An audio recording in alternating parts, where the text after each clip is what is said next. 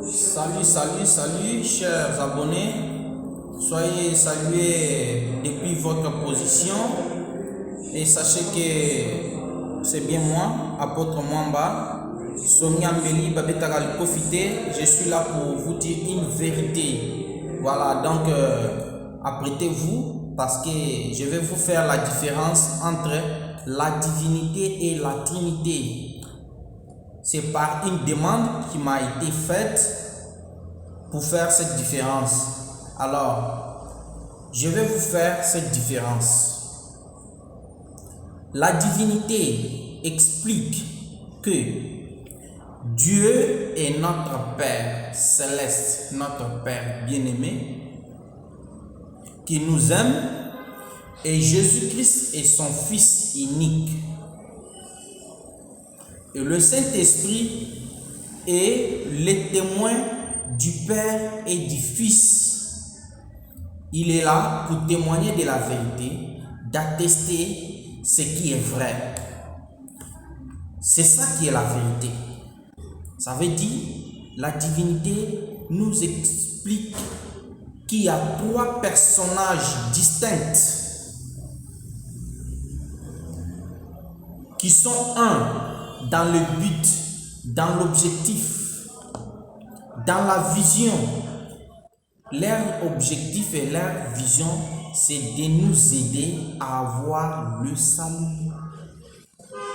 Seulement que chacun a son rôle différent que l'autre. Et pourtant, la Trinité explique que Dieu est le Père. À un moment donné, il se transforme en fils, il devient fils. Et à un moment donné encore, il se transforme en Saint-Esprit. Alors, vous voulez mon avis? Vous voulez mon point de vue? Voilà, je vais vous dire. Mon point de vue est que, et d'ailleurs ce qui est vrai, la Trinité est une fausse doctrine. C'est la fausse doctrine. Dieu est à part, Jésus-Christ est à part, et le Saint-Esprit aussi. Ils sont un, je sais. C'est ce que vous vous demandez. Alors, pour savoir davantage, la Bible est là comme notre modèle, notre lumière, notre preuve pour savoir ce qui existe vraiment. C'est la divinité ou c'est la Trinité. Là, comme ça, je vous envoie dans le livre de Matthieu. Matthieu chapitre 3, le verset 16 à 17. Là, ça nous explique le moment de baptême de Jésus-Christ. Lisez très bien. Le verset 16 à 17 nous dit que Jésus était dans l'eau après s'être baptisé. On a entendu une voix au ciel. Et cette voix parle et dit: celui-ci est mon fils bien-aimé, en qui j'ai mis toute mon affection. Ça, c'est Dieu le Père qui parle au ciel. Et quand il a parlé, voilà le Saint-Esprit qui descendait sous forme d'une colombe pour se poser sur Jésus-Christ.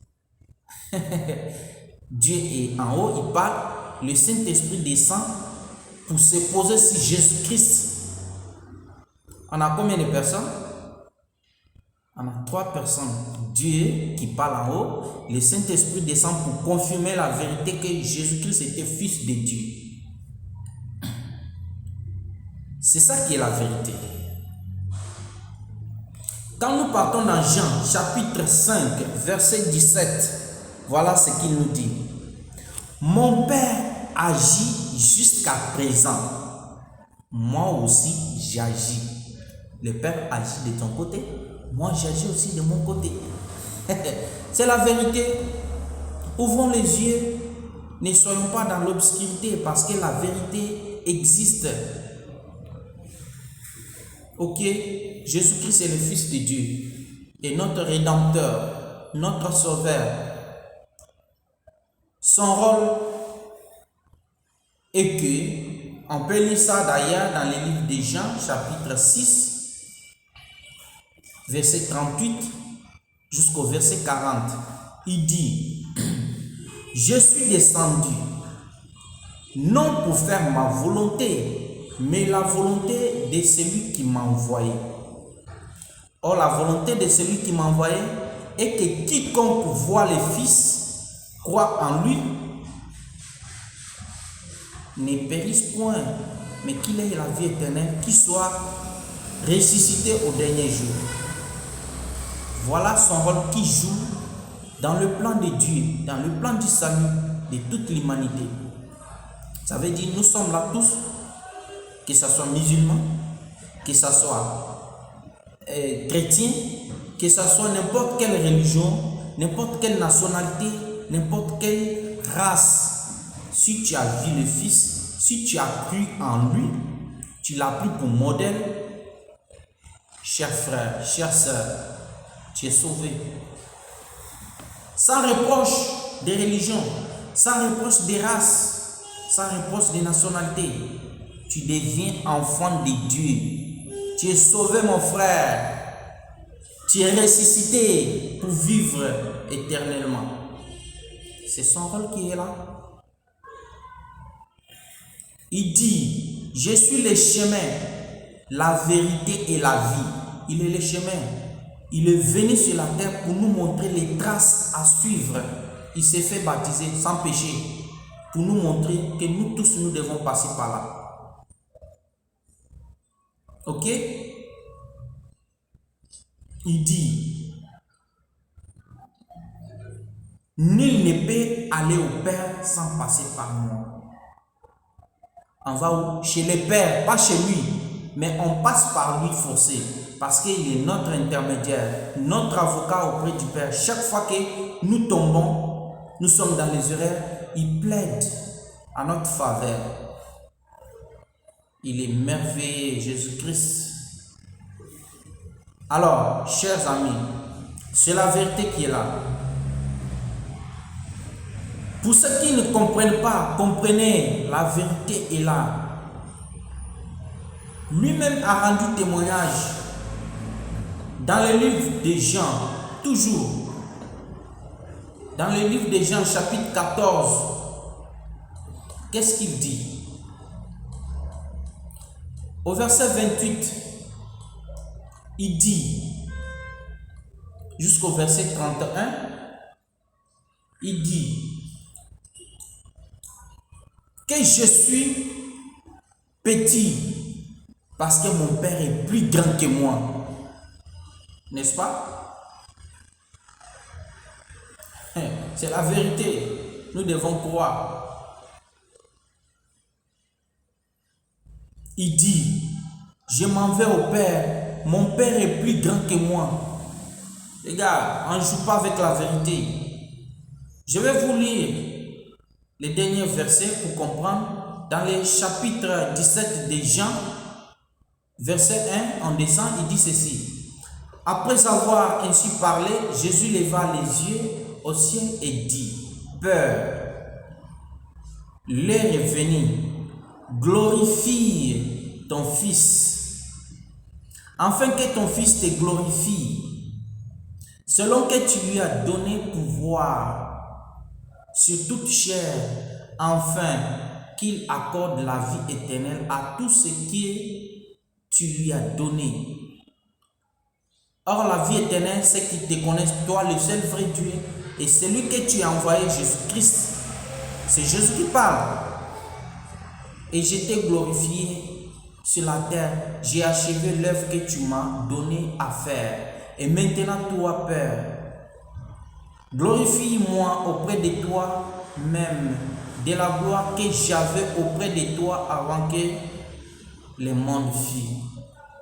Jésus-Christ était auprès de Dieu et Dieu lui a remis le pouvoir, l'autorité d'agir en qualité d'héritier de Dieu.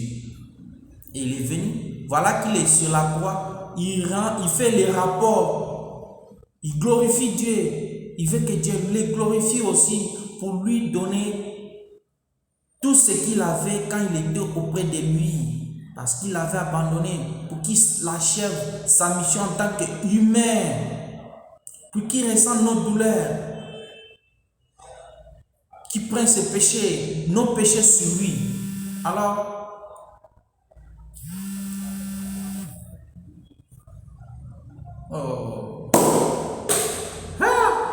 croyez, Dieu vit, il est à part. Jésus-Christ est son Fils unique. Donc voilà la vérité. Alors, sachant que Jésus-Christ est notre Rédempteur, il n'y a aucun autre nom qui est donné sur la terre par lequel on peut passer pour avoir le salut. C'est le nom de Jésus-Christ. Je l'aime. Je le glorifie. C'est notre Seigneur, notre Sauveur, notre Rédempteur. Croyez, c'est vrai. Il est Fils unique de Dieu. Nous sommes fils et filles de Dieu aussi. Alors, n'hésitez pas de réagir encore dans les commentaires. Appelez-moi et demandez tout ce que vous voulez. Tant que la Bible existe, les Saintes Écritures, même le livre des Mormons, la vérité, on va vous donner et vous serez satisfait. Personne ne peut vous mentir. Tout le monde qui enseigne que Jésus est Dieu, il n'y a pas un autre Dieu, c'est un menteur. Et il est limité dans la connaissance. Sa connaissance est limitée. Il doit se documenter encore. Parce que Jésus a fait encore beaucoup d'autres choses qu'il ne sait pas. La Bible contient la vérité. Donc, chers amis, croyons en Dieu, croyons en Jésus-Christ. Il est notre Rédempteur. Aimons Dieu parce qu'il nous a aimés premiers. Donnons-lui honneur, gloire. Faisons sa volonté. Je sais que ce n'est pas difficile, mais nous pouvons faire un effort pour être tant soit peu meilleur, acceptable par les alliances que nous contractons avec lui au moment des ordonnances comme les baptêmes et autres. Donc, j'espère que j'ai répondu à votre préoccupation. Alors, n'hésitez pas à partager aussi cette vérité aux autres qui ne savent pas. Partagez les Écritures avec eux pour qu'ils sachent aussi, parce que la vie éternelle en dépend.